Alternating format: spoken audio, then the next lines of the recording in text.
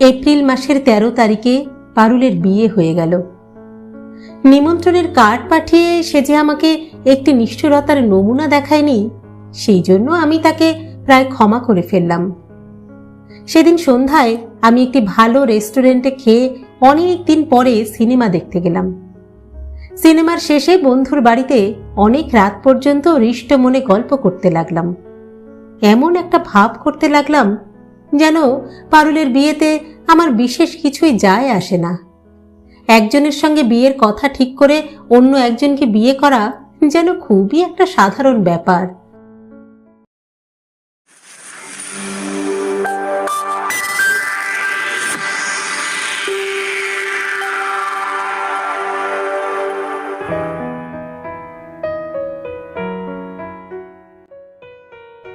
নমস্কার বন্ধুরা, সকলকে স্বাগত জানাই।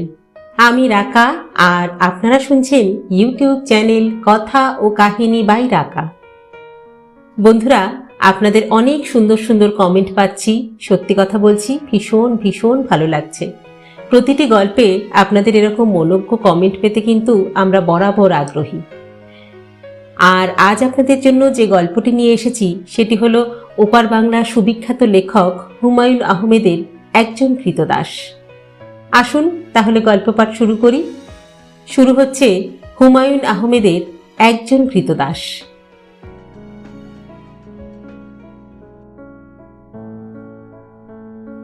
কথা ছিল পারুল ৯টার মধ্যে আসবে, কিন্তু এলো না।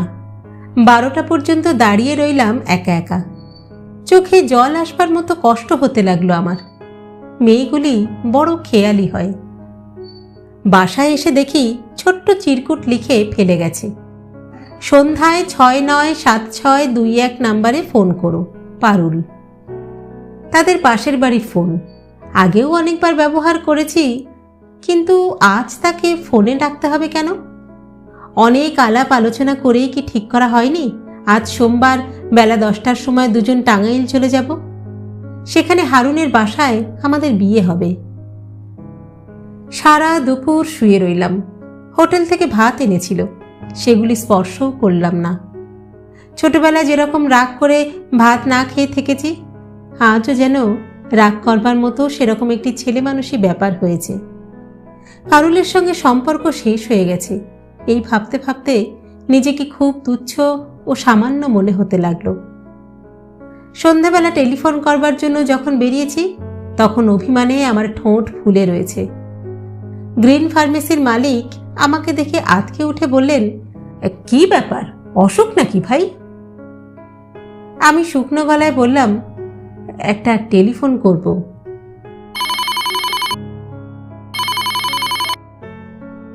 পারুল আশেপাশেই ছিল। ঋণ ঋণে ৬-৭ বছর বয়সের ছেলেদের মতো গলা, যা শুনলে বুকের মধ্যে সুখের মতো ব্যথা বোধ হয়।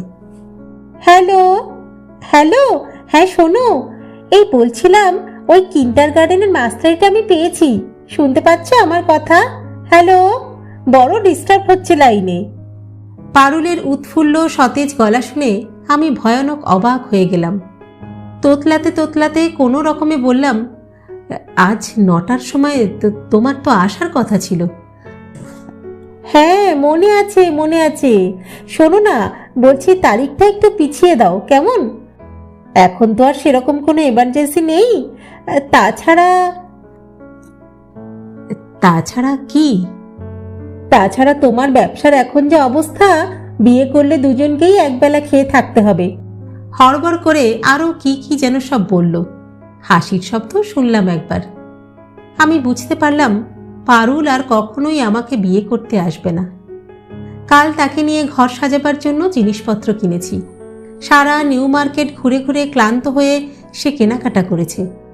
দোকানিকে ডাবল বেডশিট দেখাতে বলে সে লজ্জায় মুখ লাল করেছে, এবং আজ সন্ধ্যাতেই খুব সহজ সুরে বলছে, তোমার ব্যবসার এখন যে অবস্থা। আঘাতটি আমার জন্য খুবই তীব্র ছিল। আমার সাহস কম, নয়তো সে রাতেই হয়তো বিষ খেয়ে ফেলতাম, কিংবা ৩ তলা থেকে রাস্তায় লাফিয়ে পড়তাম। আমি বড় অভিমানী হয়ে জন্মেছি। সে বছর আরও কতগুলি দুর্ঘটনা ঘটল। ইরফানের কাছে আমার ৪,০০০ টাকা জমা ছিল, সে হঠাৎ মারা গেল। রামগঞ্জে এক ওয়াগন লবণ বুক করেছিলাম, সেই ওয়াগনটি একেবারে উধাও হয়ে গেল। পাথরকুচি সাপ্লাইয়ের কাজটায় বড় রকমের একটা লোকসান দিলাম। ভদ্রভাবে থাকবার মতো পয়সাতেও শেষ পর্যন্ত টান পড়ল। মেয়েরা বেশ ভালো আন্দাজ করতে পারে। পারুল সত্যি সত্যি আমার ভবিষ্যৎটা দেখে ফেলেছিল। পারুলের সঙ্গে যোগাযোগ কমে গেল। আমি নিজে কখনো যেতাম না তার কাছে, তবু তার সঙ্গে মাঝে মাঝে দেখা হয়ে যেত। হয়তো বাস স্টপে দুজনে একসঙ্গে এসে দাঁড়িয়েছি। পারুল আমাকে দেখা মাত্রই আন্তরিক সুরে বলেছে, আরে কি আশ্চর্য, তুমি! এ কি স্বাস্থ্য হয়েছে তোমার? হ্যাঁ, ব্যবসাপত্র কেমন চলছে? চলছে ভালোই। ইস, বড় রোগা হয়ে গেছো তুমি। চা খাবে এক কাপ? এসো, তোমাকে চা খাওয়াবো। দুপুরবেলা সিনেমা হলের সামনে একদিন দেখা হয়ে গেল। আমি তাকে দেখতে পাইনি এরকম একটা ভান করে রাস্তায় নেমে পড়লাম, কিন্তু সে পিছন থেকে চেঁচিয়ে ডাকলো, এই এই, সিনেমা দেখতে এসেছিলে নাকি? বললাম, না। শোনো, একটা কথা শুনে যাও। কি? আমার এক বান্ধবীর ছেলের আজ জন্মদিন, প্লিজ একটা উপহার আমাকে চয়েস করে দাও, চলো আমার সাথে। পারুলকে যতবার দেখি ততবারই অবাক লাগে। 300 টাকার স্কুল মাস্টারই তাকে কেমন করে এতটা আত্মবিশ্বাসী ও অহংকারী করে তুলেছে ভেবে পাই না। ভুলেও সে আমাদের প্রসঙ্গ তোলে না। এক সোমবারে আমরা যে একটি বিয়ের দিন ঠিক করেছিলাম, তা যেন বান্ধবীর ছেলের জন্মদিনের চেয়েও অকিঞ্চিতকর ব্যাপার। তার উজ্জ্বল চোখ, দ্রুত কথা বলার ভঙ্গি স্পষ্টই বুঝিয়ে দেয় জীবন অনেক অর্থবহ ও সুরভিত হয়ে হাত বাড়িয়েছে তার দিকে। এপ্রিল মাসের 13 তারিখে পারুলের বিয়ে হয়ে গেল। নিমন্ত্রণের কার্ড পাঠিয়ে সে যে আমাকে একটি নিষ্ঠুরতার নমুনা দেখায়নি, সেই জন্য আমি তাকে প্রায় ক্ষমা করে ফেললাম। সেদিন সন্ধ্যায় আমি একটি ভালো রেস্টুরেন্টে খেয়ে অনেক দিন পরে সিনেমা দেখতে গেলাম। সিনেমার শেষে বন্ধুর বাড়িতে অনেক রাত পর্যন্ত হৃষ্ট মনে গল্প করতে লাগলাম। এমন একটা ভাব করতে লাগলাম যেন পারুলের বিয়েতে আমার বিশেষ কিছুই যায় আসে না। একজনের সঙ্গে বিয়ের কথা ঠিক করে অন্য একজনকে বিয়ে করা যেন খুবই একটা সাধারণ ব্যাপার, অহরহই হচ্ছে। সে রাতে ঘরের বাতাস আমার কাছে উষ্ণ ও অর্জিত মনে হতে লাগলো। অনেক রাত পর্যন্ত ঘুম এলো না। শুয়ে শুয়ে ক্রমাগত ভাবলাম, ব্যবসার অবস্থাটা অল্প একটু ভালো হলেই একটি সরল দুঃখী দুঃখী চেহারার মেয়েকে বিয়ে করে ফেলব এবং সেই মেয়েটির সঙ্গে পারুলের হৃদয়হীনতার গল্প করতে করতে একদিন হা হা করে হাসব। কিন্তু দিন দিন আমার অবস্থা আরো খারাপ হলো। একটা ছোটখাটো কন্ট্রাক্ট নিয়েছিলাম, তাতে সঞ্চিত টাকার প্রায় সবটাই নষ্ট হয়ে গেল। একেবারে ডুবে যাবার মতো অবস্থা। চাকর ছেলেটিকে ছাড়িয়ে দিতে হলো। 2-1 শৌখিন জিনিসপত্র, যেমন একটি 3 ব্যান্ড ফিলিপস ট্রানজিস্টার, একটি ন্যাশনাল রেকর্ড প্লেয়ার, একটি দামি টেবিল ঘড়ি, যা বহু কষ্ট করে কৃপণের মতো পয়সা জমিয়ে জমিয়ে কিনেছি, সব বিক্রি করে দিলাম।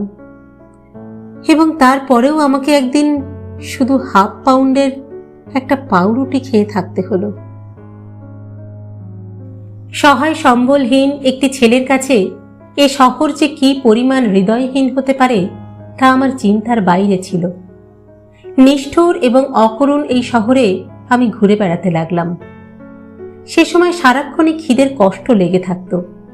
ফুটপাতের পাশে চটের পর্দার আড়ালে ভাতের দোকানগুলি দেখলেই মন খারাপ হয়ে যেত।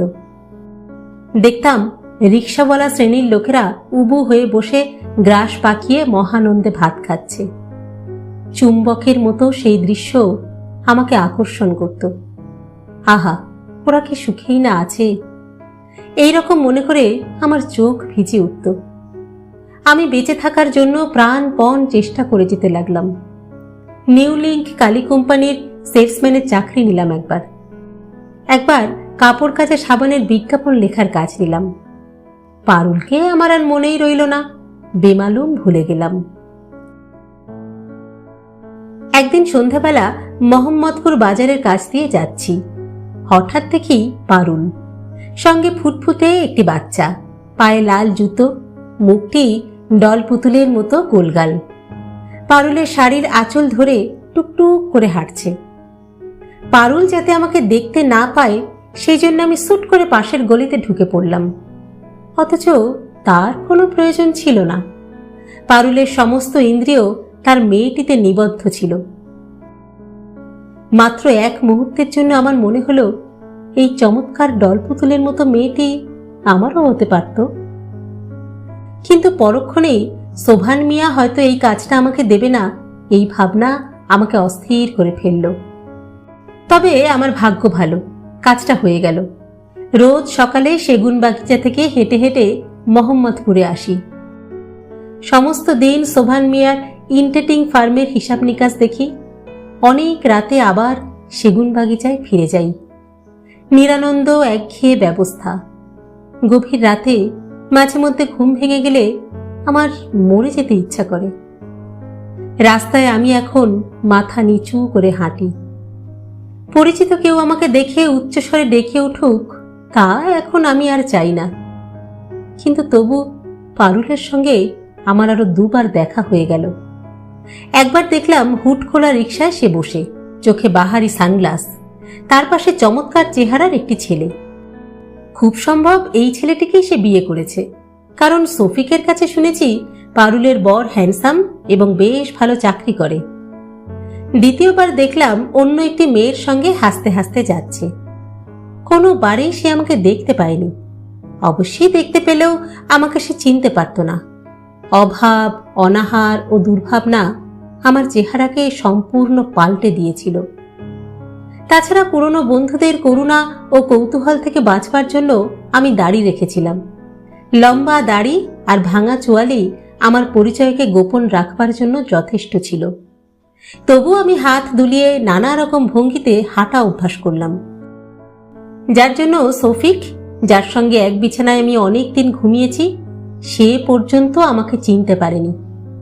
চেহারা পরিচিত মনে হলে মানুষ যেরকম পিটপিট করে দু একবার তাকায়, তাও সে তাকায়নি। আমি নিশ্চিত পারুলের সঙ্গে কোনো একদিন চোখাচোখি হবেই, এবং সেও আমাকে চিনতে না পেরে সফিকের মতো ব্যস্ত ভঙ্গিতে চলে যাবে। কিন্তু পারুল আমাকে এক পলকে চিনে ফেলল। আমাকে দেখে সে হতভম্ব হয়ে দাঁড়িয়ে পড়ল। দু এক মুহূর্ত সে কোনো কথা বলতে পারল না। আমি খুব স্বাভাবিক গলায় বললাম, ভালো আছো পারুল? অনেকদিন পর দেখা। আমার খুব জরুরি একটা কাজ আছে বুঝলে, যাই এখন তাহলে, কেমন? পারুল আশ্চর্য ও দুঃখিত চোখে আমার দিকে তাকিয়ে রইল। আমি চলে যাবার জন্য পা বাড়িয়েছি, তখন সে কথা বলল, তোমার এমন অবস্থা হয়েছে? আমি অল্প হাসির ভঙ্গি করে হালকা সুরে বলতে চেষ্টা করলাম, ব্যবসাটা ফেল মেরেছে পারুল। আচ্ছা যাই তাহলে। পারুল সে কথার কোনো জবাব দিল না। আমি বিস্মিত হয়ে দেখি তার চোখে পানি এসে পড়েছে। সে অন্যদিকে মুখ ঘুরিয়ে কিছুক্ষণ দাঁড়িয়ে থেকে ক্লান্ত ভঙ্গিতে হেঁটে চলে গেল। পারুলকে আমি ভুলেই গিয়েছিলাম। যে জীবন আমার শুরু হয়েছে সেখানে প্রেম নিতান্তই তুচ্ছ ব্যাপার, কিন্তু সামান্য কয়েক ফোঁটা মূল্যহীন চোখের জলের মধ্যে পারুল নিজেকে আবার প্রতিষ্ঠিত করল। সমস্ত দুঃখ ছাপিয়ে তাকে হারানোর দুঃখই নতুন করে আবার অনুভব করলাম। আমার জন্যে এই দুঃখটাই বড় বেশি প্রয়োজন ছিল।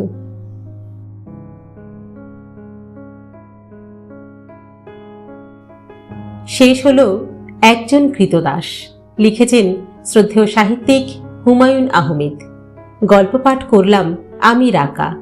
আপনারা শুনছেন আপনাদের প্রিয় চ্যানেল কথা ও কাহিনী বাই রাকা। আজকের গল্প পাঠ কেমন লাগলো আপনাদের? কমেন্ট বক্সে অবশ্যই জানাবেন কিন্তু। আর গল্প পাঠ যদি ভালো লাগে তাহলে আমাদের ভিডিওটিকে একটি ছোট্ট লাইক করে দেবেন। আপনাদের এই ছোট্ট একটি লাইকের মূল্য আমাদের কাছে অনেক। আচ্ছা, এবার তাহলে বিদায় চেয়ে নিচ্ছি। পরবর্তী গল্প নিয়ে ফিরে আসবো খুব শীঘ্র। ততদিন সকলে সুস্থ থাকবেন, ভালো থাকবেন এবং অবশ্যই আমাদের সঙ্গে থাকবেন। নমস্কার।